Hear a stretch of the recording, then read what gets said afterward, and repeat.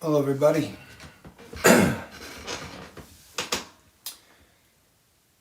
This is the Lifeboat, and I'm Captain Tommy Scoville. Hope you all are having a great evening. I'm running about 24 minutes late, people. I unfortunately ran into some trouble trying to get this up and running, and I'm not sure how long this is going to go because, as I said, I have technical difficulties on this end that I couldn't even explain if I tried. But I'm going to bring you all up to speed on what's going on around here, and we'll go from there.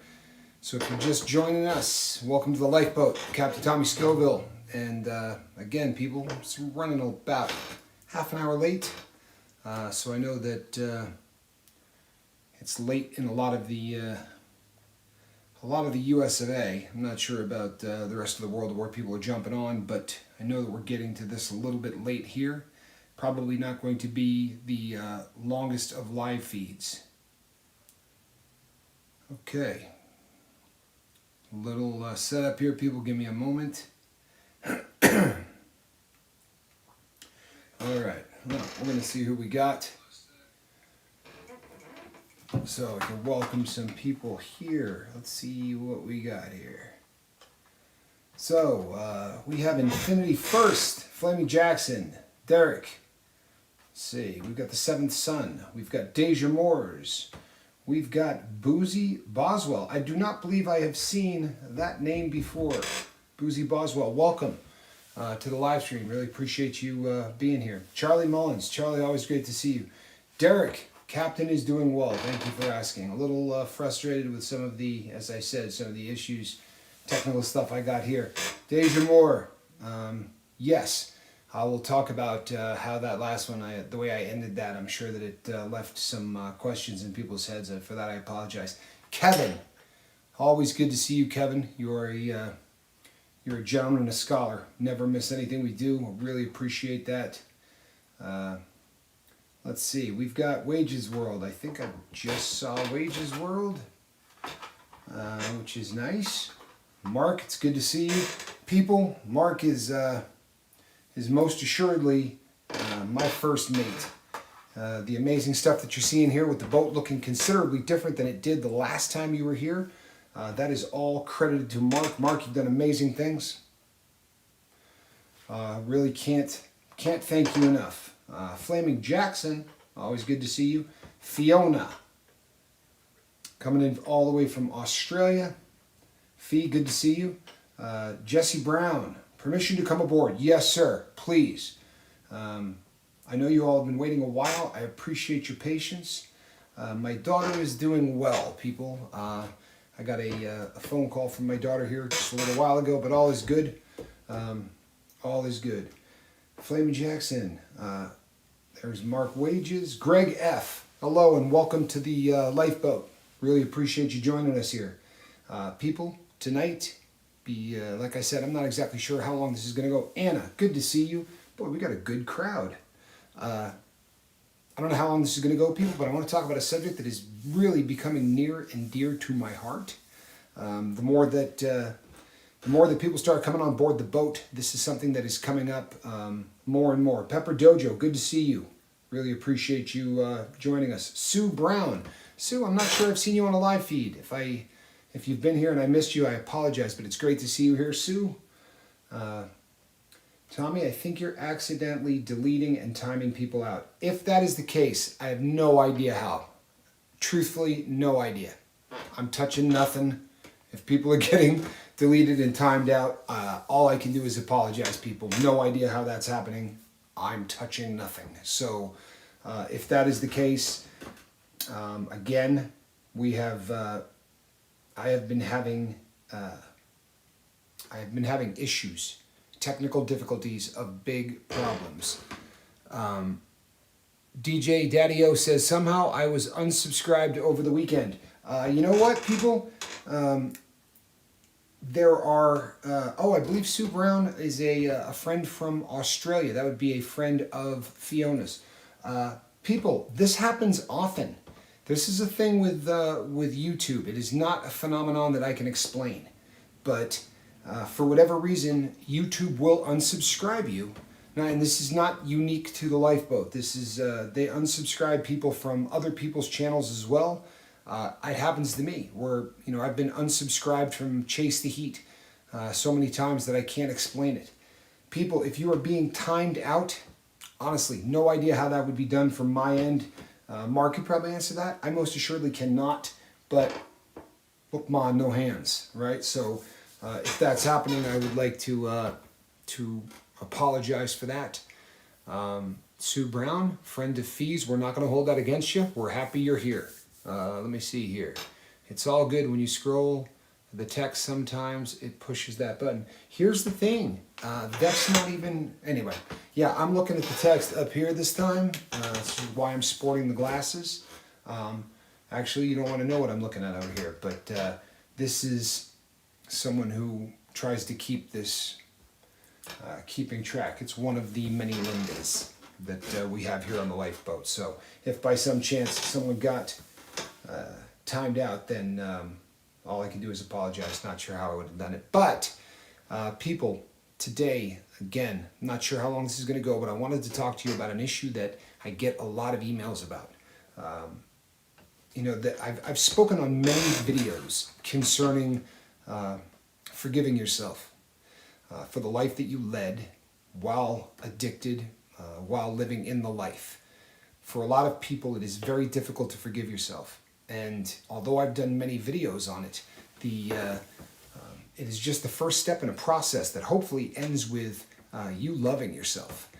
And when I brought this up to two different people, I got the exact same response. People said, I don't really see hope in that, right? The idea that maybe they could forgive themselves was something that they could wrap their brain around, but loving themselves, well, this was just not simply possible as far as a lot of people are concerned. And people, there are times that no matter how hard I try, we're going to be flogging a dead horse, because it really is the nature of everything that we do, right? There's a very limited number of tools, and there's a very limited number of things that we apply in order to make our sobriety hold. So by that I mean people, for me, right? And all I can really do is tell you how I do what I do. I can tell you how I did what I did and the successes and the failures that I had along the way. But for me, the key became creating a new person. This was not just for me about getting sober. For some of you, you might be great people with a drug problem. My drug problem made me someone who was not a great person. And because of that, it wasn't enough. In fact, it was woefully short to simply try to get sober. If I did that, I would be a dirtbag without a drug habit. So for me, sitting down and making out a list, much like you would on any other 12-step program, a searing and searching moral inventory of who I was. I was a liar. I was a thief. I was a cheat. All of the things that that I had become in life. And it's easy to blame all of those things on the substance that I was on.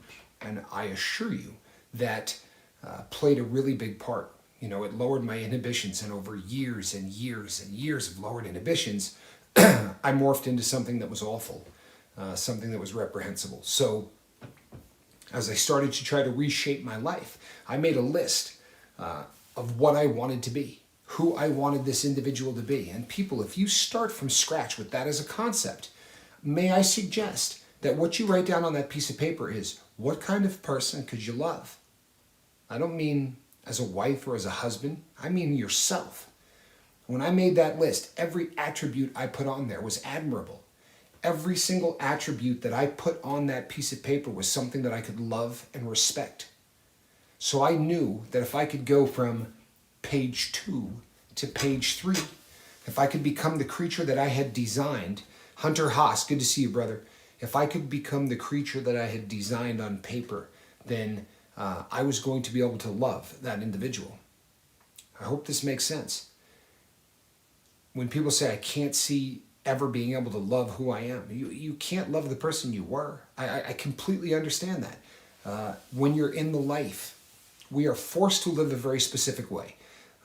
Your best friend, anytime you're in the throes of addiction, your best friend is the lie. Every single thing in your life is based on a lie, right? I'm a heroin addict, right? As a heroin addict, I couldn't answer anybody honestly, no matter what question they asked. Think about it. No matter what they asked. Say, what are you doing this afternoon? Gotta lie, right? Gotta lie. What am I doing this afternoon?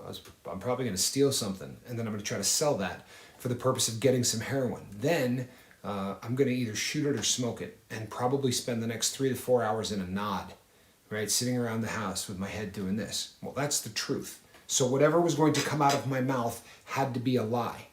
Why is the rent not paid? Doesn't matter what question anybody asks. If you're truthfully in the life, everything that comes out of our mouth has to be a lie. And the addictive personality, that switch inside your head, knows that it needs to lie to everybody to protect the buzz, to protect that addiction, that beast, that dragon, whatever you want to call it. You have to lie constantly to protect that. And the number one thing for all addicts to do is to protect that buzz. What is your biggest fear as an addict? I mean, I cannot attest to alcoholism, people. I can tell you that as a person addicted to heroin, that your biggest fear every single day is that you're going to have to go without. And the fear of having to go without for 2 or 3 hours is staggering. But knowing that it's going to come to an end, that you are going to have to endure a week to 10 days of excruciating pain. Withdrawals are awful. They are difficult to explain just how bad they are. On top of that, once those withdrawals ended, you are going to be faced with a daunting prospect of having to get to know the person that you are for the first time, right? Guilt is going to come steamrolling into your life. All of the emotions that you have, for lack of a better word, tabled, right? We'll just table that till the next time. We're going to put that away for the next time. We're just going to put that away. I'm hurting. I'll deal with that later. Death in the family. I'll deal with that later. I got fired from work. I'll deal with that later. All of these things over, for me, decades came crashing in. So there's nothing you won't do to protect that. And that number one thing that you're going to be doing is lying. Very difficult to love a liar. Ask either of my ex-wives. It's a difficult thing to love someone who lies constantly. Cody English, welcome to the boat. Good to have you on board. So, for those of you out here listening to me who believe that there is no possibility that you could ever love yourself or forgive yourself, I would say this: stop trying to think of yourself as the person that you are in the life. Boy, I don't know that anyone could love the person that I was in the life. Mom and dad, because it's so hard to not love your child. But, outside of the immediate family who loves you because of the potential that you had at one time in your life, and they love you because they knew you before you turned, right? Before the vampirism, before you turned into the monster that you became. But for the rest of the world, you can't love a liar. You can't love a cheat. You can't love a thief. It's a very difficult thing to do. So as you start trying to wrestle with the concept of loving yourself or forgiving yourself, don't try to love the person that you were. Redesign that person. Mark Wages said it during our interview, and it was awesome, people. You got to create some new memories. You got to create new experiences. In the last couple of days, we've had many, many questions from people who are struggling because their previous life and their current life are running into each other. You have to structure your new life with one goal and one goal only: to protect your sobriety, to protect the new creature that you're creating. You can't let anything get in the way of that. If you've got a job and everybody at your job does methamphetamine and that's your drug of choice and it's there every day in your face, you can say to yourself, well, I really need the work. I need this money. So what I'm going to do is I'm going to get better at coping. No, get the hell out of there. Your job is not more important than your life. It isn't.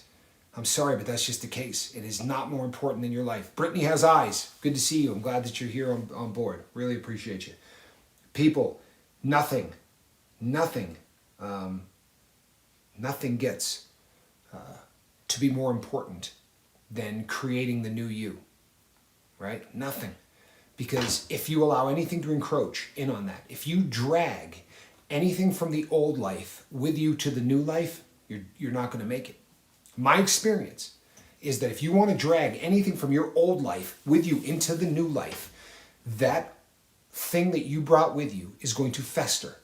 It is going to grow. It is going to become malignant like cancer, and it is going to destroy the beautiful thing that you're building.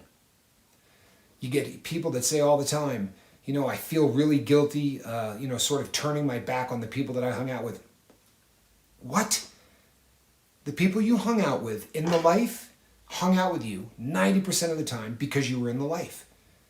For real. Why do you think the people who have been talking to us for the last couple of days are struggling so hard with the people from the past? Because the people from the past don't like you when you get sober. I've said this before. You hold up a mirror. You hold up a mirror to all of your old friends when you become sober. You become a reflection. They look at themselves and go, the hell am I doing wrong? Why is Tommy getting sober? Man, Tommy was the world's greatest partier, man. He didn't care. Tommy never cared.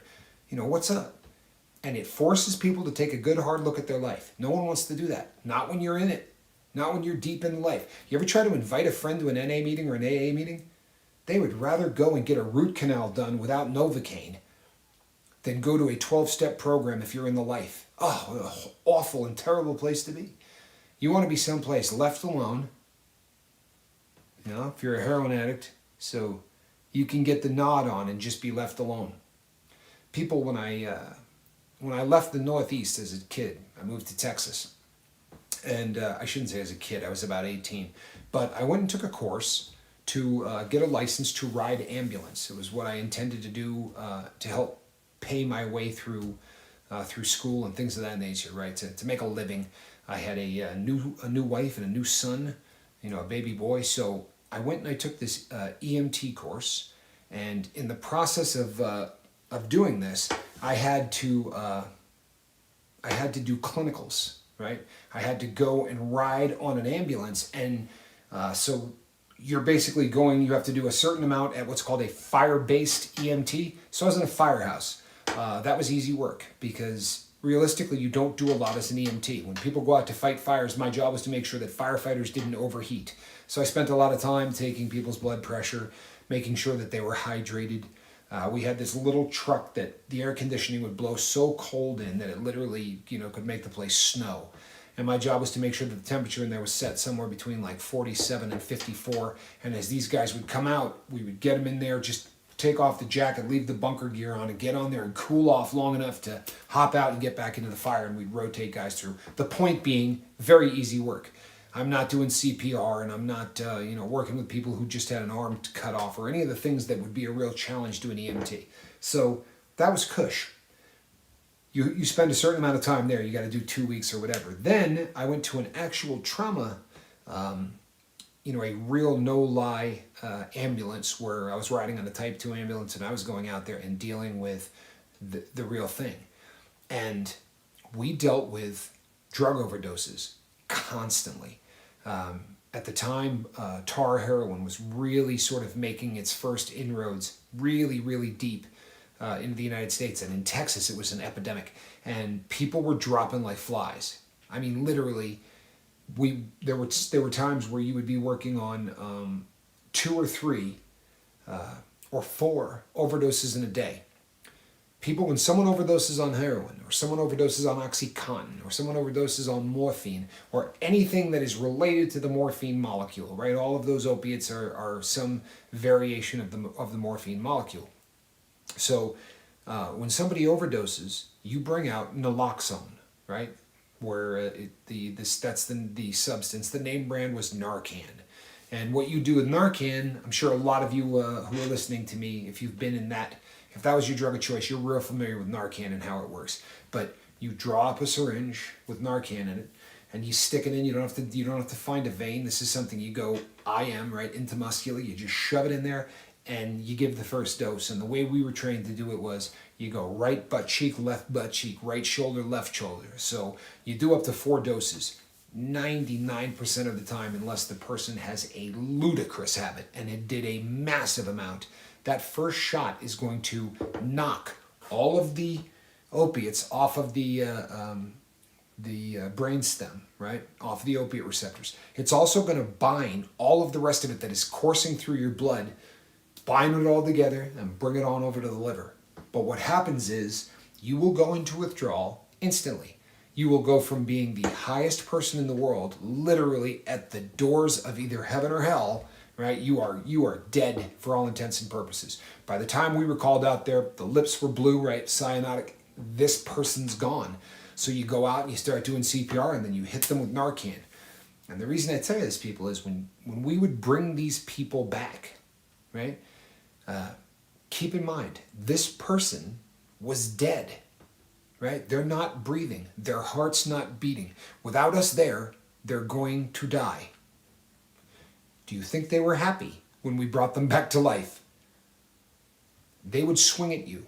They would spit at you. They would curse at you. You've never seen people more angry anywhere in the world than somebody that went from overdosing to withdrawal in 2 seconds.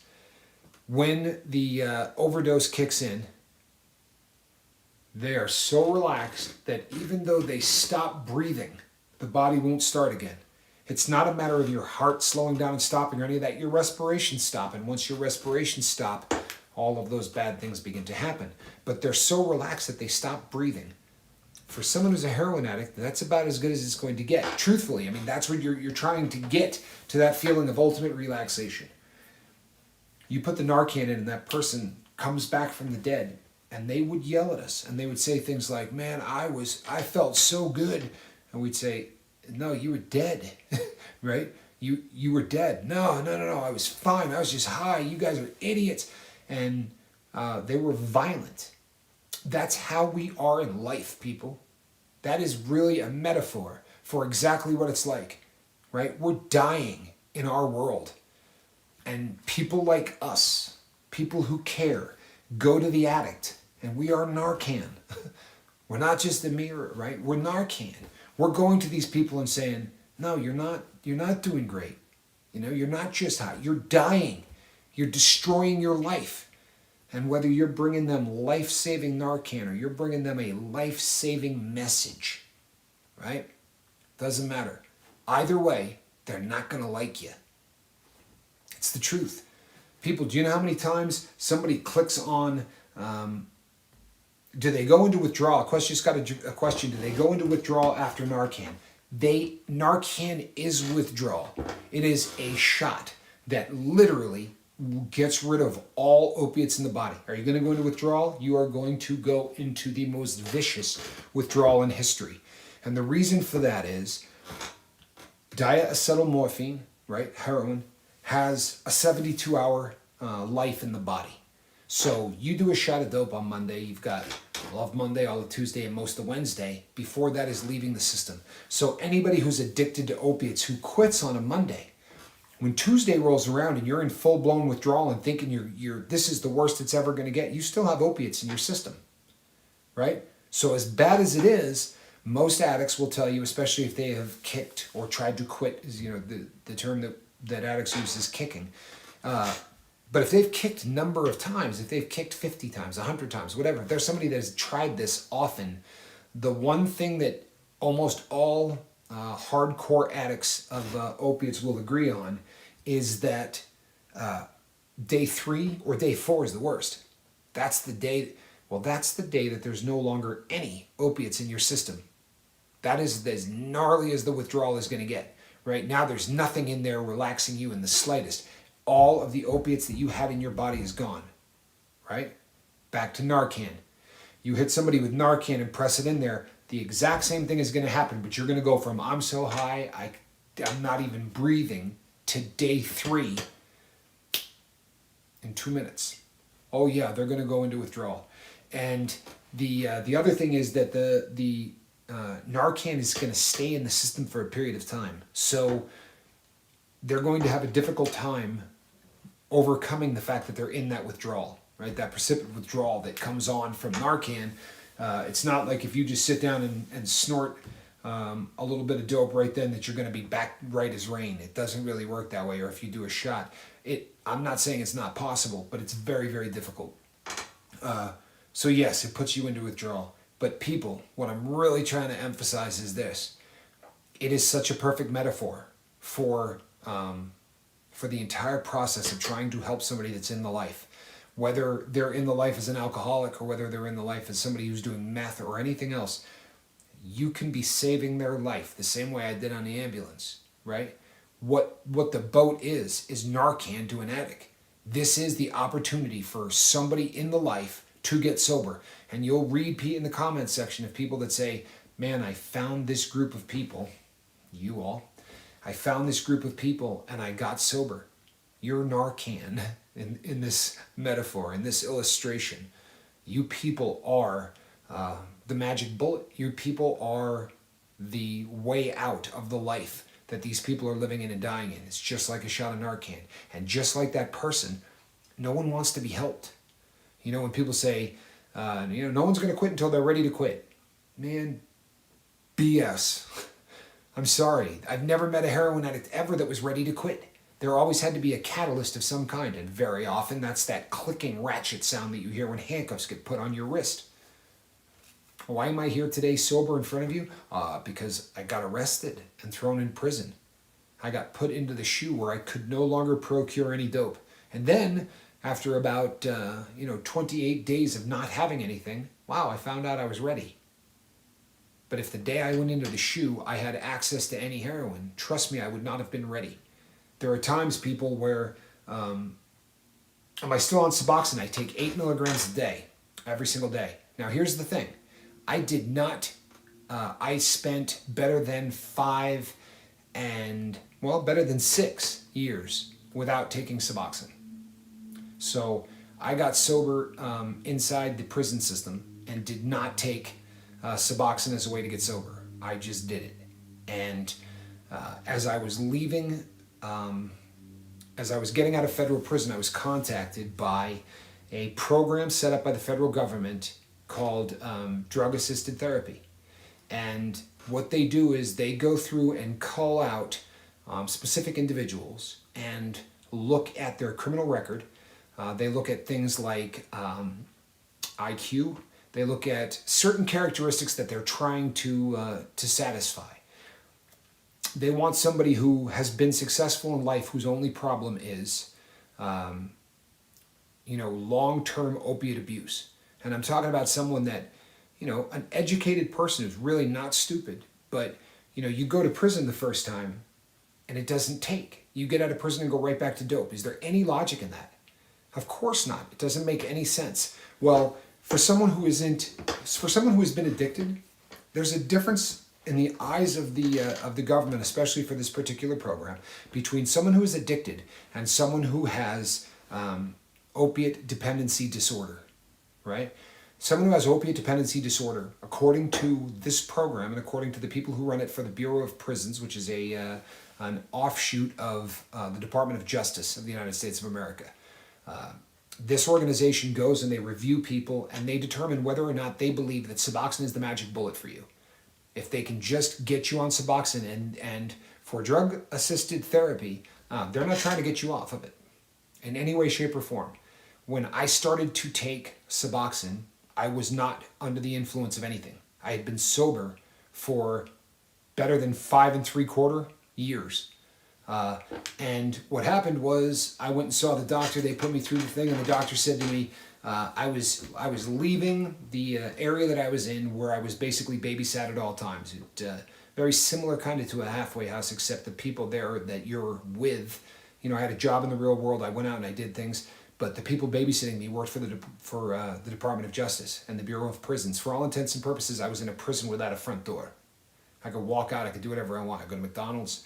But I was in prison. On paper, it still said I was a prisoner of the United States of America. So I went and saw this doctor, and they wrote me a prescription for Suboxone. I said, I don't want to be on Suboxone. I don't want to take this. And they said, fine, you don't have to, but you're approved for the program. And after doing really, really long amounts of counseling with these people through almost a year of going to sessions every single week. My father passed away, didn't do it. But I got to a point where, they said to me, you're getting ready to re-enter society. We're going to leave all this behind and you're going to go and live your life. Is there anything that you're afraid of? And I said, yeah, I'm afraid of getting back on heroin and using again. And they said, with the amount of sobriety that you have under your belt, how is it that, why would you still be afraid of this? And this is when the people from the DAT stepped in and said, because 25 years of doing 6 grams a day or more has rewired my brain to the point where I am an excellent candidate for being on Suboxone for the rest of your life. Now, I could do a video for you where I could eat 4 strips of Suboxone at the start of the video, and you could watch the transition from nothing to 4 strips. People, and in the comment section will be rife with people who know everything about, Suboxone and are going to tell me that I'm a user or a junkie or whatever the, have your fun. The point is this: I do not feel anything from Suboxone, not in any way, shape, or form. What Suboxone does for me is it quiets the voice inside me that screams, "Feed me." It coats the brainstem, and as far as my mind goes, it believes that it doesn't need drugs because it's already had them. Now, people say, well, you're just on another opiate. The truth of the matter is it's not, right? It is categorized as an opiate. And the reason it is because it doesn't really fit into any other genre in terms of drugs. But if you want to study this, and it's very easy to look up, what it is a partial agonist and antagonist. What this thing does is it makes you believe that you're on something you're not. That's what it does. It makes your mind believe that you're on an opiate when in fact you're not. Now, that does not mean that this thing doesn't have narcotic qualities, but it doesn't have narcotic qualities for people who have abused opiates for long periods of time. Now, there are people in the crew who are listening to the sound of my voice right now who have never been addicted to opiates. There are people listening to the sound of my voice who have never abused opiates. Okay, the Suboxone, the way I take it, is in a film, right? It looks like a breath strip. I don't know if you remember like Listerine breath strips. Okay, that's what the drug looks like. It looks like a little orange strip, like a breath strip, and used very similar. You put it under your tongue, and it melts, and it delivers the, all of this. It delivers the drug into the bloodstream through the capillary beds underneath the tongue. Okay, for those of you who have never done any opiates of any kind, I could take that strip and cut it into 64 pieces. Now, I'm not a young man. I would have to put these on, right, in order to see 1/64th. It would be a small enough piece of this film that I wouldn't be able to get a good look at it at my age without having reading glasses on. But any of you who have never done opiates, that 1/64th of that strip would rip you. You would be feeling effects from that. Not much of a buzz, so to speak. It would make you foggy. It would make your nose itch viciously. There would be some very similar, because again, it makes your brain believe that it's on something that it's not. And it would do that to you extremely, extremely strong if you've never done opiates before. I, however, could basically eat every strip in the city of Reno, and it's not going to do that to me. And the reason is my brain has been rewired. So yes, I am on it. Without apology, by the way. I had the Suboxone. I remember talking to Mark when Mark and I first started working together. I wasn't taking it. But he said to me, you're familiar with it? I said, I have 2 in my wallet. I've got 1 in the ashtray in my car. I've got it in the kitchen. I've got it in a golf bag. Because I'm not going to be somewhere where that voice calls to me and some guy goes, hey, I got some heroin. I don't have the ability to say no. You can talk about weak, do whatever you do.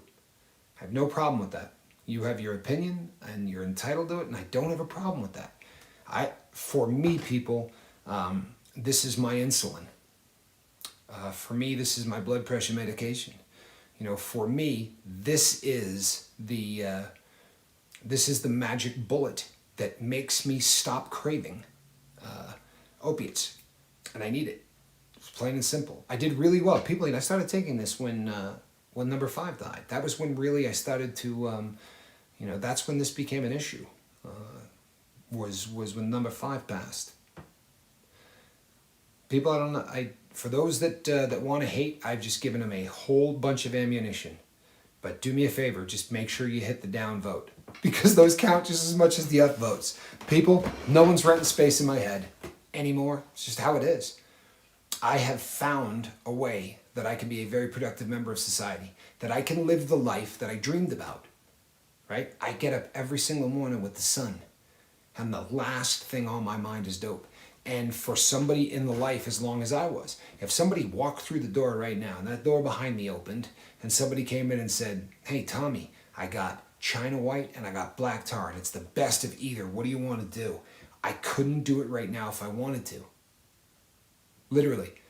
Because I have the Suboxone in my system, I would have to quit and wait 4 days before I could then do the opiate. Now, people, I'm not a guy that makes bad decisions 4 days in advance. I'm not, right? I'm a guy that makes a bad split second decision. And for me, that's not a possibility anymore. So, yeah, I take a medication to ensure that I remained sober and happy about it. And I promise you, people, there are pharmaceutical companies out there trying to find a magic bullet very similar for other drugs. For opiates, it works fantastic, and we're fortunate. That there is something out there like that. They do have, by the way, there are other ways that you can do this now. They have a shot that you can take that is just Narcan. And they give you a slow release Narcan shot that lasts about 28 to 30 days. So you can't get high. It does the exact same thing as Suboxone is going to do, but they say it does it without any narcotic effect. Now, the truth of the matter is I wouldn't know the difference between one or the other. But again, if you're someone that hasn't done it... Oh, and by the way, I don't take you can take up to 32 milligrams a day is what they will write. After 32 milligrams, your body can't process any more than that. You just pee it out. So if you were to take more than 32, it's not like you're going to get any kind of more of a buzz. Can I do speed on subs? You mean can you mix other... You can mix drugs with it that are not... hold on 1 second here. What do we got? Are opiates considered the most addictive type of drug? Opiates, my friend, the thing with opiates are this. They are the most physical dependent of all drugs. Okay? That and benzodiazepines. Benzodiazepines probably more so, but you don't feel the same kind of withdrawal that you do. Benzos, if you quit cold turkey, it will kill you. But you're not going to feel the same longing. Everybody has seen a movie where they show a heroin addict detoxing. Okay, that doesn't happen off cocaine. That doesn't happen off of crystal meth. Can you mix Suboxone and other drugs that other than opiates? You bet. You can. Yeah, you can. You could still get high on methamphetamine while doing Suboxone. However, my experience has been that people with opiate use disorder, people who really truthfully need Suboxone, would have so little interest in speed. It really is, they are on such opposite ends of the spectrum. You know what I mean? It's like saying that, people who have a type, let's say all you like are people with blonde hair, then you're probably not going to date a brunette. Well, it is as far as east is from west, right? Opiates slow down your breathing rate. You end up sleeping far more than normal. You nod out. Part of the buzz is just the difference. I mean, the going back and forth between barely being awake and slipping into unconsciousness. What is speed? Speed, your heart rate speeds up, right? Your thought processes jumble, and you spend literally days on end without going to sleep. So if you talk to a heroin addict about the concept of staying up for 4 or 5 days on speed, it's repulsive. You couldn't think of anything nastier. Like the heroin addict doesn't want to stay awake. The heroin addict wants to nod out and feel that, it really is quite opposite. But yeah, absolutely. Now, people who party on it, if you've never done any drug in the world and you're partying on Suboxone, yeah, I'm sure that those people also do meth and things like that, to be sure. Now, are opiates the most... opiates are one of the fastest drugs that you're going to get physical dependency on ever, where it might take a couple of months of doing benzos to develop a very serious physical addiction to it. I know people who ate Xanax for 7, 8, 9, 10 months, doing a milligram a day, prescribed by a doctor, who then just quit. But if you do it long enough to where you get physical dependency, quitting from benzodiazepines or alcohol will kill you. Plain and simple. You know, you hear people say all the time he was in withdrawal from heroin and it was so bad it killed him. People, if that happened, it is because the person had an underlying medical condition. Detoxing from heroin will not kill you. It will make you freaking wish you were dead, and it makes a lot of people take their own lives. But it's not going to stop your heart. The DTs that you can go into on alcohol and on benzos, because as Mark said in our interview, you want alcohol in a pill, right? That's a benzo. Really, they do such identical things in the brain that there isn't any difference as far as your brain is concerned between Valium and beer. There really isn't. 10 milligrams of Valium as far as your brain is concerned is like drinking 5 beers. So, and people, this is not a show that encourages anybody to do drugs. It is a show that gives you information, right? So listen to this, and because some of these things are really important. There is a concept with benzos, and there is a concept with opiates, that if you mix alcohol with either of those two drugs, so opiates, Loratab, Vicodin, Oxycontin, right, Dilaudid, heroin, any of these substances, if you take or a Norco, right, which is just hydrocodone with less acetaminophen than you would get in a Vicodin, but it's the same drug. So you take a Vicodin, and let's say it's a 7.5 milligram Vicodin. That's one pill. Drink a beer, and the equivalent is that you just 1 + 1, it doesn't double the action, it triples it. They say 1 + 1 = 3. So now it's like you took 3 pills by adding 1 beer to it, right? So Philip Seymour Hoffman, the Heath Ledger, all of these different people who have been overdosing so often recently. You got people who are mixing multiple drugs and then putting alcohol on top of it. Chris Farley was another one that people, if you take Vicodin and then you take Xanax and then you drink 4 beers, you got the 2, right? Multiplying times 4, you got about 16 different pills basically, because 1 + 1 = 3, right? And all of them are respiratory depressants. All of them slow down your breathing, right?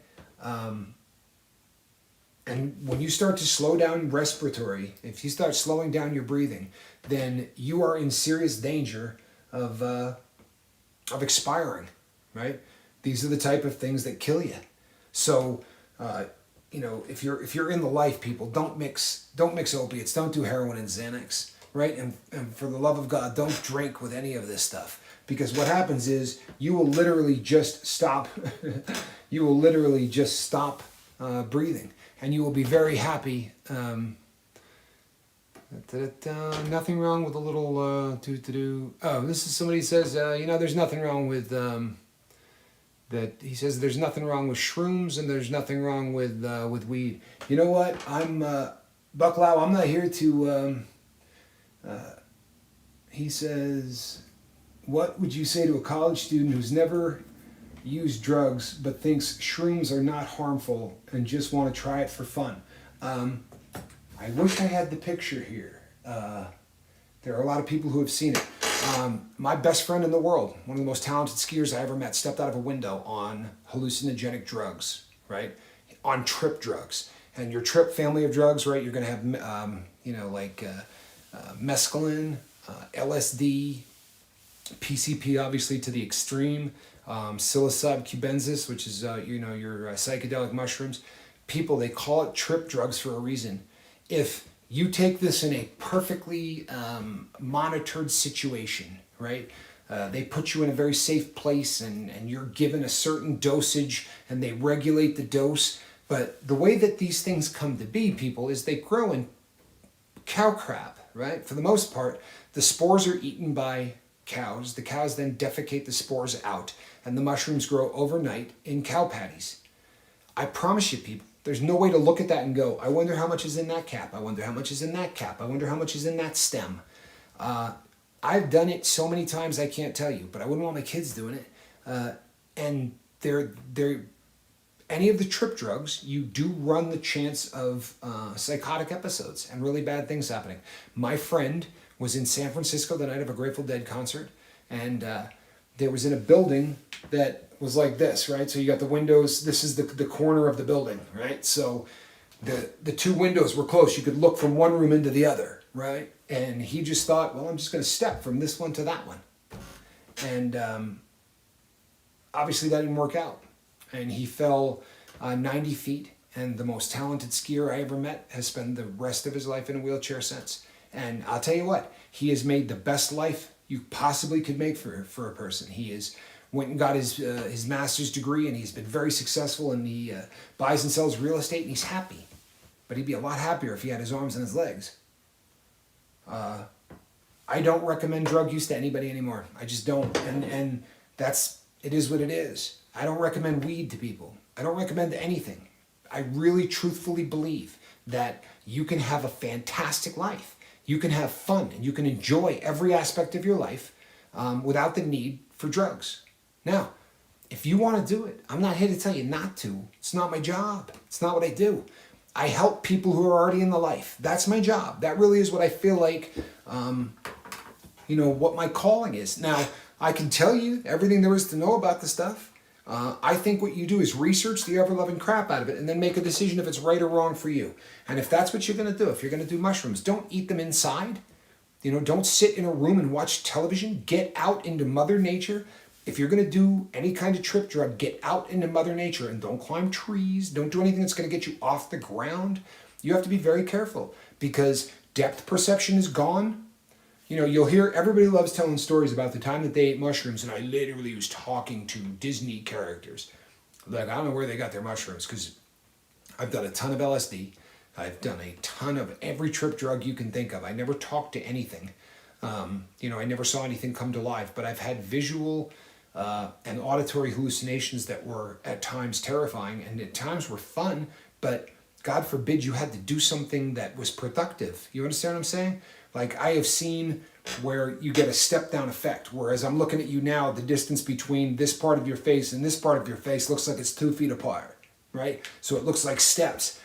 If you have to navigate something, if you have to walk down a flight of stairs, or if you have to do anything while these things are going on, you're in danger. So, unfortunately, it's very difficult to get a controlled dose. Like, you can weigh out 1 gram on Monday and do it. Then wait 3 or 4 days, and then you weigh out another gram and get 16 times more psilocybin in that next gram than you got in the first one, and that's kind of frightening. But that's my personal opinion. As far as weed goes, it's not for me. It's not, but it's legal in a lot of places, and there are people who use it every single day and have productive lives.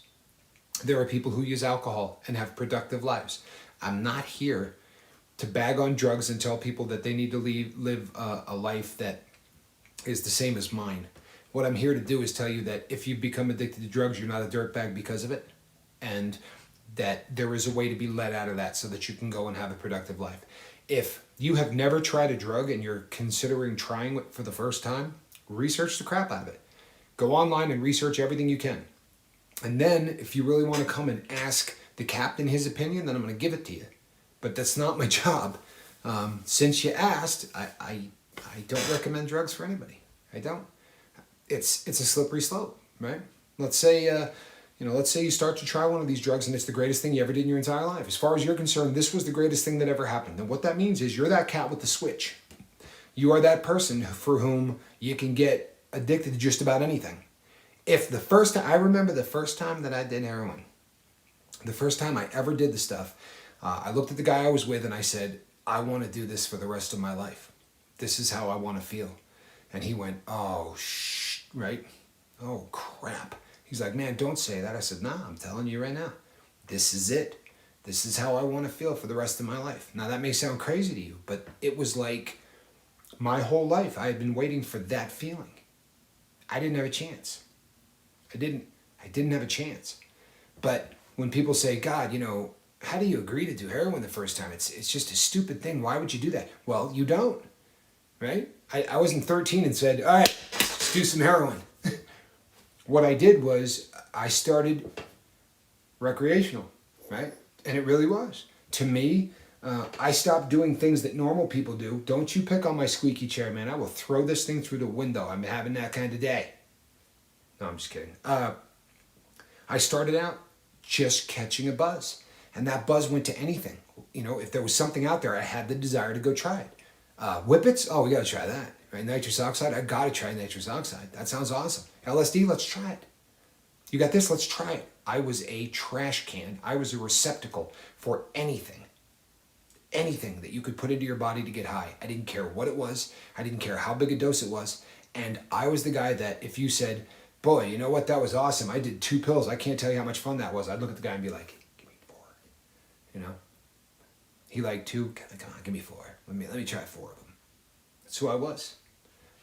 It should be no wonder, if you guys were on the earlier feed, you heard someone come on and say, you know, I've been doing the math. You spend a lot of time doing what you're doing. You know, if you've ever been over to Chase the Heat, you know that the Scovilles have a motto. And this is no joke. Like, this is how we've lived our entire lives. And we've been saying this since we were in our early teens, right? If it's worth doing, it's worth overdoing. So that's the life that I lived on drugs. If it was worth doing, it was worth overdoing. I wasn't just going to do a little bit. I was going to get wasted. I was going to get higher and higher and higher and higher. The fact that I'm not dead is an absolute miracle.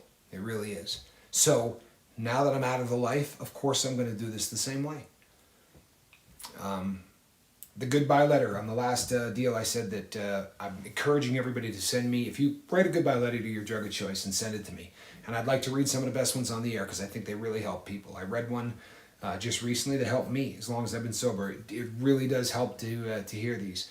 But I think I told you guys this the other night when I wrote mine, and I'm going to find it, people. It's in my filing cabinet that I brought home from prison, so I'll find it. But I said, you know, you screwed up by leaving me alive because you watch what I do.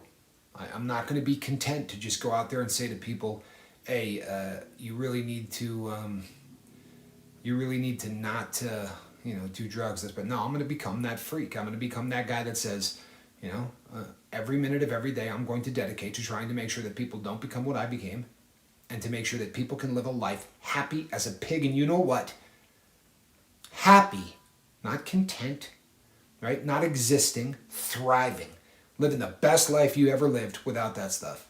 That's my goal. And I promise you I'm going to go over the top on it. It's who I am. I'm going to go over the top on everything.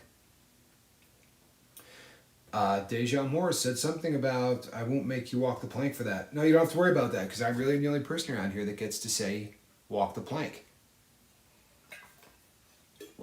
Hunter Haas says, Tommy, Hunter, I love you, brother. Hunter Haas is one of the nicest people you're ever going to come across. That's no lie whatsoever. I swore I'd never do pills till I started having panic attacks while smoking weed. Then a doctor gave me pain pills for an injury and I fell in love. That is my friend Mr. Workman, Mr. Saigon Cinnamon. I'll tell you what, it's a story you hear so often. It really is that once, and it doesn't matter what it is, cocaine, right? Speed, pills, whatever. When the drug of choice, you experiment and you start experimenting with things. And if you're one of those people that goes, boy, that was fun, I can't wait to try the next one, you might just be that person, If you have a desire to try every single thing on the planet, it's usually because you have an addictive personality. And once you start down that road, well, when you try the next one, and the next one is the pill, like Saigon says, man, I tried it and I fell in love. He's not kidding. When you become addicted to something, it is a love affair. Why do you think I'm having you write a goodbye letter to it? Because it really is like breaking up with somebody. It's like the divorce. It really is. You mean the diving board? No, look, I'm just going to start tossing people off the edge and stop it. I don't want to hear it. Fee will be going off the edge. And, what's her name? Yeah, all 3 of you will go. You know what I'm talking about. Once you find that substance, the one that absolutely lights your switch, then there's really... it's like it's been waiting for you its entire life. Austin is an amazing city. Probably one of my favorites. Problem is that it has been turned into San Francisco. You know what? That really, I couldn't agree with you more. I spent a lot of time in Austin many moons ago, last century. I spent a lot of time in Texas, and Austin was one of my favorite cities. Believe it or not, people, there's more live music in Austin than there is basically any other place in the world. You can go out every night of the week and see any kind of music you want. There are, at any given time, I mean, literally just dozens upon dozens of live shows everywhere. And, you know, you'd see Double Trouble, or, I mean, just great bands. The Fabulous Thunderbirds. There was nothing to see Stevie Ray Vaughan just, you know, playing in a bar, you know, somewhere on, what is it, 6th Street? 6th Street, right? 4th Street. I can't remember, something like that. But it is a great city. It really is a great city. Charlie Mullen says, like and get on board the lifeboat. People, if you've never seen Charlie writing that in the comment section, you really should check it out. Because every time he does, I feel the need to respond with something different. And we've been doing it for so long now. It's a challenge to keep coming up with something new and funny to say. But I was going through them the other day, and there's some gold in there, people. It has given me the opportunity to say some funny things. Derek N says, good night, love you all. That is a cool thing to say, my friend. We love you too. Have a good night. Good night, Charlie. Charlie is out. People, it sounds like... people are starting to wrap this up. So I'll tell you what I'm going to do. I see... Oh, Fee says good night to everybody leaving. So here's what I'm going to do. I'm going to open up this for some questions. I worked in a busy deli for 28 years. My friend wants me to move to Austin and run a deli for him. Jerry, that sounds like an awesome idea, man. For real. Tell you what, the same temptations are going to be there no matter where you go. You know that. But there's something about a fresh start. There really is. There is something about a fresh start. Now, I believe Fiona Lady Crispin just said, no, I'm staying. I'll tell you what. And look, I might run it a little longer. People. But as it turns out, there is a decent amount of... yeah, okay, we can go a little bit. We can go a little bit longer. Hunter Haas says, the lifeboat, we're all staying. All right, Hunter, you know what? Hunter's just a good dude. Really is a good dude. All right, people, we need some questions. So we can do some question and answer.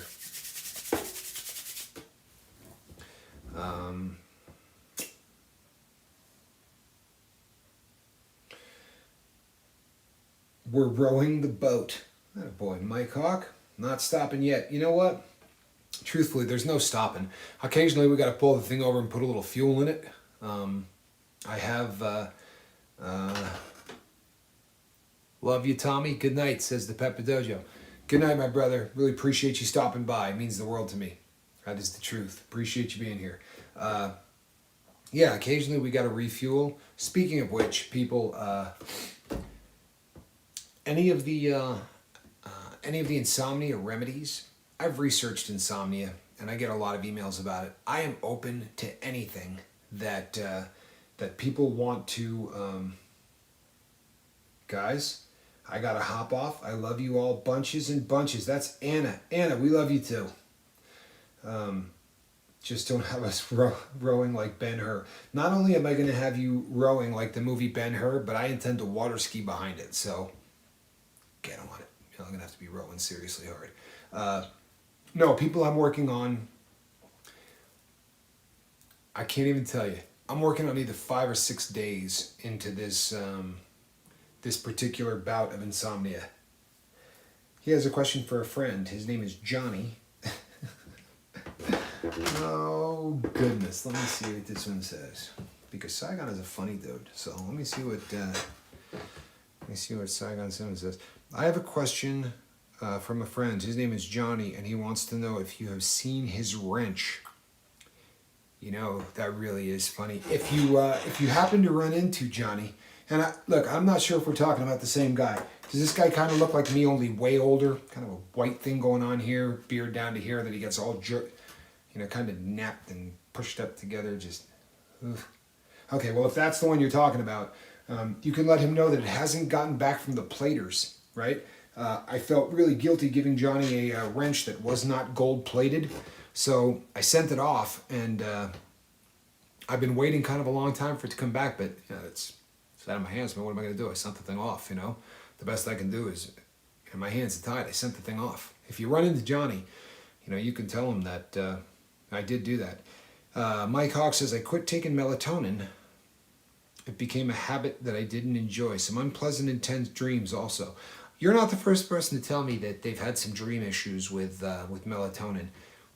I never have, but I don't take it for any long periods of time. I use it because it only works for me for like 2 days. If I try taking it on day 3 or whatever, there's just no love. It doesn't do a thing.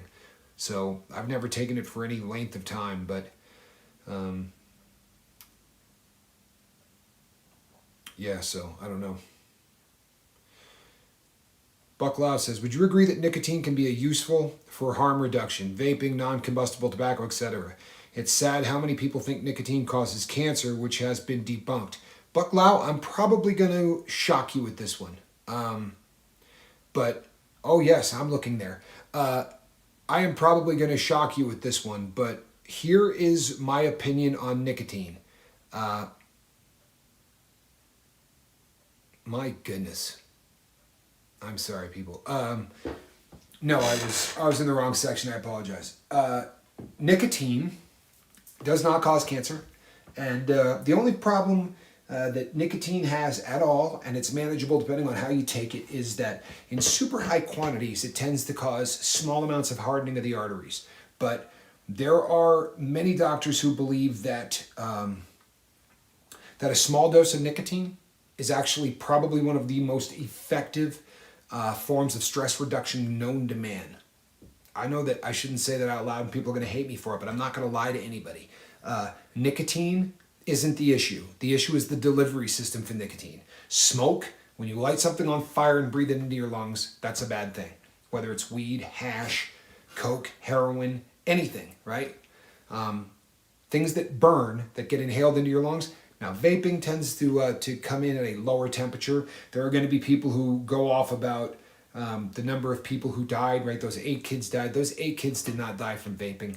If you read that, do a little research on that. Those kids were buying like black market canisters to actually get high on weed. And whoever was putting that together put together a bad batch that killed them. The truth of the matter is nicotine is not an awful drug. It really isn't. I mean, it is a poison, and in large doses it can kill you if you take it orally or whatever. The Russians used it almost exclusively to poison people back in the day because every Russian smoked, and it was normal for nicotine to show up. Anyway, to make a long story short, no, I don't think nicotine is an awful drug. I know people are going to hate me for that. I quit, but not because I thought it was going to be causing cancer or any such thing. I just, doing what I'm doing on this channel, I was trying to encourage other people to to quit things, and I thought, here I am vaping while I'm filming. That doesn't say a whole lot, right? So, but no, I don't have a problem with nicotine. I don't. With people using it, I don't have a problem. I don't think they'll smoke. I really don't. But they are getting better at delivering nicotine to people in different ways. There's so many ways you can get it into your system now. They have the things that look like Skull Bandit pouches or whatever that have no tobacco. All it is little nicotine pouches, and they taste like this thing or that thing or whatever. Yeah, I don't have a problem with it. It definitely does not cause cancer. That's all. Yeah, it's the tar, not the nicotine. It's that's in cigarettes. And especially if you're taking it like in a vape or whatever, for someone who has serious problems with stress, there is nothing that is going to cause stress reduction faster than inhaling nicotine. There isn't. And I know people are going to hate me for saying that, but the truth, the whole truth, and nothing but the truth, whether you like it or not, I am your captain. I'm not here to lie to you, people. It's just, right, we already discussed that that's not a good thing. You lose credibility, and I don't want to lose credibility. For valerian root and catnip tea for insomnia yet? Yeah, as a matter of fact, I have. There is a company online that I have ordered from. Probably been waiting 8 days. At this point, people, I am grasping. I'm ready to try that, Jackson. I already ordered it, and I'm really hoping that that it has the the effect that I'm looking for. Mike Hawk says, have I ever tried ketamine? Yeah, Mike, I have. I've tried ketamine. You enjoyed it in a therapeutic way, seemed to take the edge off depression, anxiety, but with all things, the effect is different for different people. Here's the thing with ketamine. I did it the first time in the 80s, and we were buying it in powdered form and snorting it, and I don't think I ever did it in a small enough dose to be considered therapeutic. We did a lot of it, and most evenings ended with that phenomenon where you felt like you're at the bottom of a well, right? Everything around here would just go black. At the time, they used to call it K-hole, right? Like they called it K-holing, and you literally feel like you fell to the bottom of a well, and everywhere you look, it's like you're looking at somebody, like you ever take a pair of binoculars and turn them backwards? Well, that's what it would look like you were at the bottom of a well looking out, so everything around the outside of your vision would get black, and there would just be this sort of, this hole. It is a very strong drug. I would imagine that DMT, yeah, I've tried DMT also. There are very few, I mean, it's probably easier to go this way. I didn't do bath salts, and I didn't do spice. I didn't do bath salts. I didn't do K2 or any of those things that are coming in now from China. I did do alpha PVP, but that was sort of the precursor to all of the bath salts and all of those things. I really have not done those. Anything else? Yeah. Everything else I've done. I really have, unless there's something out there that, I haven't heard of, and then that's a possibility. FDH, I don't know if you guys have ever heard of that. That was really popular, I'd say, right around the turn of the century. So like 99 to 2000, maybe 2001. Furanone dihydro, like a knockoff version of gamma hydroxybutyrate, like a GHB kind of a high. And you could buy that at most weightlifting stores were selling it, and they would come in a big 1 quart bottle, so you get like 32 shots in a bottle, and one shot would just debilitating stuff, and did quite a lot of it. I really, at one time or another, I really had tried or experimented with just about every drug, but what I found was that, for me, opiates, I had a hole inside me and it was shaped like an opiate. And when I filled that hole with opiates, I was a very content human being. And everything else just sort of, Flocka is awful. People, really. Saigon, yeah, man, Flocka is awful. That is a bad, bad drug. All of the ones that are coming in now, that are being made in the lab, whether you're a Republican, whether you're a Democrat, whether you're anything, people, do you really think that China loves us here in the United States? You think they're fond of us as a country? Because all of these designer drugs that they are producing and dumping into our country, knowing full well that the Food and Drug Administration is never going to get a look at any of them, right? There doesn't need to be quality control. They could send out rat poison. How's it going to come back to them? Right? They're never going to pay. This is a locked down country. We're not going to be heading over there with the FBI to say, hey, who made that stuff that just killed Mr. Cinnamon? Or who made that stuff that just killed, Mr. Scoville? They don't care. They don't care. And there are thousands of different recipes out there right now that are all being sold under the name K2. So thousands of different recipes. So people go in and say, hey, I'm trying to get this K2. Well, if you bought K2 at this bodega, that doesn't mean that when you buy it at the next one, you're getting anything even remotely like it. And I watched people in prison freak out on these things. I watched a guy jump from the top rail, about 16 feet, land in the middle of one of those tables that's screwed into the ground like you always see if you watch Locked Up. But right in the middle of a card game, this guy just came down and went, boom, landed on the table, broke his femur. He literally dove off of the top off of the top rail, just for laughs. I have seen more crazy things happen on those substances. They're just not worth going down that road, people. If you haven't done it, don't. I do like a handful of fungus from time to time. It's like a spiritual retreat. You know what? I will not argue any of that. There are people who believe it, and I'm not much for bagging on people's beliefs. I'm really not. As for me and the rest of my time on this planet, All of the things that I do that are spiritual, I will do with a mind that has not had anything induced into it. But that's me. You know, I'm not telling anybody how to live. I'm putting my hand out like this. That's what I'm doing. And if you're an addict, and if you're living in that life, and you're uncomfortable, and you want out, look, man, you can grab my hand. I promise I will try to do everything I can to get you help. That's it. That's what I'm doing. But I am going to have, in the next 15 to 20 years, do you know the number of people who are going to come in here and talk about, I get high on this, I get high on that. You know, ayahuasca is going to teach you to love God, and, ibogaine is going to do this. And you know what, people? I'm an old man. I've been there and done all of it. And I'll be really honest with you. I found God, but I never did it in a pill, and I didn't do it in mushrooms, and I didn't do it in a needle, and I didn't do it. It's funny. When I really found God, I did it when I got all that crap out of my body, not by putting any of it in it. But your journey's your journey. Be really careful, man. Handfuls of mushrooms can, they can be a lot of fun. They can also be super dangerous. I would encourage you to really, really respect that drug. Really respect that drug, and just be careful if you're going to be doing it. I hope you're not. I really do. I hope you're not. But I'm not here to guilt you. Well, funny thing about what I do, if I sit here and talk about what a bad person you are for doing drugs, you'll stop coming back. What I want more than anything is for everybody to continue to come back, and we'll just go drip, drip, drip, drip, right? All I'm trying to do is drip a message. Drip, drip, drip. And then if I'm lucky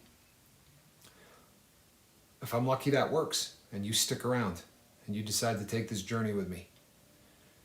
That's what I want more than anything in life, people. I just want the dripping to work, and I want you. I want you to take this journey with me. Right? We can change lives. Not such a bad thing. But if you want to eat a handful of mushrooms, it is your business. But regardless of what you do, please be careful that I don't want anything bad to happen to anybody. Miss Virginia Doolin, you made hot pepper jelly. Uh-oh. That sounds ominous and dangerous. All right, let me see what we got here, people. I'll tell you what, we are getting on to that time of evening. I did give everybody a little bit more time, but Jerry Armored to GS Jerry, I did DMT. DMT was rugged. It's another one of those drugs that can cause a break, so to speak. Speedball took the life of Chris Farley. Yes and no. Chris Farley had a whole multitude of things in his body. A multitude. John Belushi most exclusively had cocaine and heroin. Farley had coke and heroin in his system. He also had Xanax. He had MDMA. He had a ton of stuff in his system. His autopsy was crazy. No, I'm saying you can still do meth on subs. I definitely don't do it. Just my Suboxone. I know, Derek. I knew you did. But Xanax almost killed me going through withdrawal. Yeah, no joke, dude. Alprazolam. Any of those drugs is very, very serious.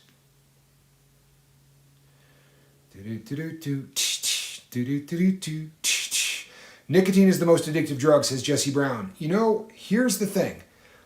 There was a question that was asked about whether or not opiates are the most addictive drug. And I assume that the response that nicotine is the most addictive drug coming from Jesse Brown is because of that question.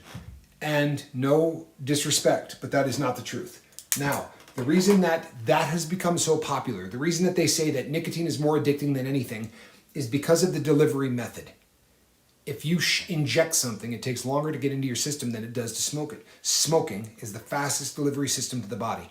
Because of how fast nicotine makes you relax, and because you can get it into your system in seconds from smoking it, they call it the most addictive substance. But it has more to do with the delivery than it does anything else. So, if you're a heroin addict, but you don't use a needle, you smoke it, trust me, that is 10 times more addicting than nicotine. And if you take somebody on the two substances and say, you're not getting any cigarettes today, you're not getting any heroin today, go put two of them behind glass and watch them, because I've done it. I've spent entire days with countless number of people who have been trying to quit both. And I want to tell you something. Watching someone who's trying to quit cigarettes, you get somebody that is uncomfortable and they're irritable and they're going to give you some crap. But that guy that's trying to quit heroin will try to pull the hinges off of the door. For real. He will cut off his hand. You handcuff him to something, he'll cut his hand off to get out of that room. You can't imagine what people will do in the throes of withdrawal. Walk up to the door, pull it open, walk in and go, I need all of the money in this bank. I'm serious, fill that bag. That's not something normal people do or even consider doing. But I assume since you all come here and listen to me, you think I'm not stupid, right? But I did that. I walked to a bank, walked in and said, give me all of the money, and I did it a bunch of times. What does that tell you? People, I promise you, you want the most addicting drug? Yeah. Anything having to do with the morphine molecule is far more addicting than nicotine. And the sad thing is this, it is a rare animal that you will come across who is addicted to heroin and not addicted to nicotine. It's just one of those things that, when right after a fix, nicotine does something extra. It really does. Because of the fact that heroin is not one of these drugs, it's one of these drugs. And then you take the nicotine and it's more of the relax, and you watch, right after that fix with the cigarette, and it's just, I've seen guys sick as hell that said, I don't want to fix yet because I don't have a cigarette. For real, which is just insane. But it is the truth. People. This one is for Lady Fiona Penelope Crispin in Australia. Okay, here's the deal.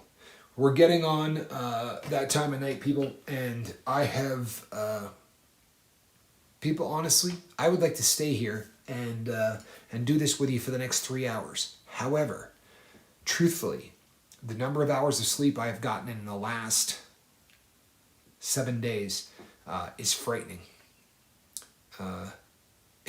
Is frightening. So I have got to try to go up and get hopefully a little bit of sleep. And I'll tell you something else, Peep. As of, I think it's crazy when you are hooked on opiates, you may start the day broke, but you find any way. Oh yeah, and I'm talking about, Jerry, I'm talking about 2.5 decades.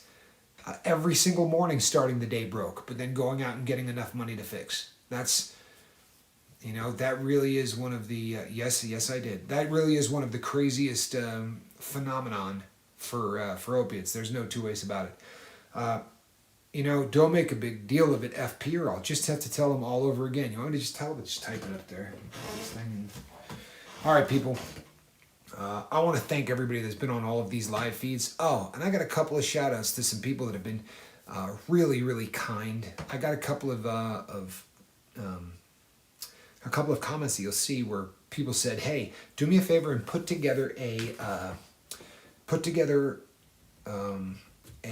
playlist of every single video that you have." Right? So put all 200 of them together. What I did was I put about 100 of them together, and the reason being, there are people who say, you know what, I'm going to listen to this all night. As I go to bed, I'm just going to put it on and it will just cycle to the next one, to the next one, to the next one.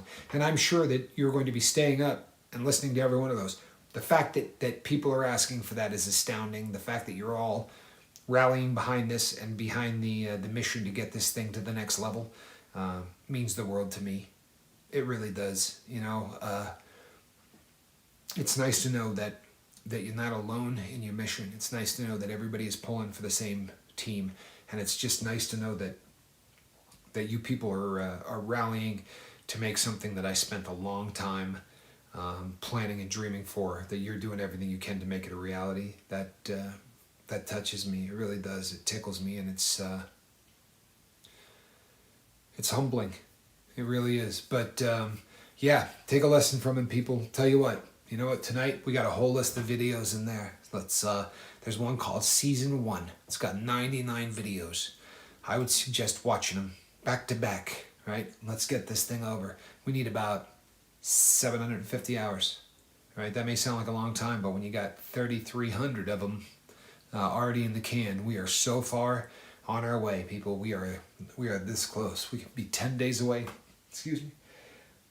Maybe 10 days away from this thing happening, and then the partnership starts, and we go rolling from there. I have right now 9:45 here on the West Coast. The reason I bring that up is that's a secret message to a gentleman on this call who I told I would give him a phone call before midnight my time. It's probably going to be a little before that. You know what I'm saying? So that'll be on its way. People, I am your captain. I'm Tommy Scoville. People, I love you, each and every one of you. So let me pull this up here, because if we're going to do this, and I'm going to call it an evening, I feel like I should probably maybe say goodbye to everybody in a more official fashion. So, Fee Crispin, Virginia Doolin, Mike Hawk. Is there anybody else I am forgetting about? People? No.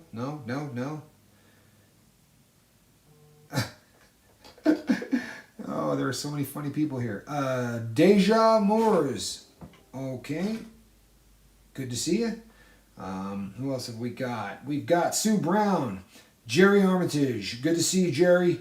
Mike Hawk, all of you people, man. Thank you for being here. Thank you for being on every one of these that I have done over the last week. People, I'm going to be going back to work. I don't know how many more live feeds we're going to be able to do. I mean, in the future, yes, but it's not going to be a live feed every day. So these are coming to an end. But boy, you've made it fun, haven't you? And you people have gotten to know one another through these live feeds. We are becoming a closer family. We are becoming a bigger family. People, check and see if you're subscribed. You heard how many people today say you got automatically kicked off and you didn't know it? Check. Check the subscribe button. See if you're getting automatically booted off the channel. If you are, subscribe again. Hit that little button. You'll get the announcements. You'll get the notifications. And you know what? I'm going to recommend that you watch each and every one of these videos. Right? Put them on. Let them cycle from one to the next. Let's make a day of it. I am your captain, Tommy Scoville, people. I'm calling it a night.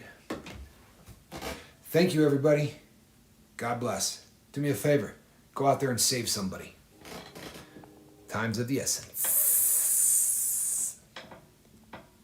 Boom.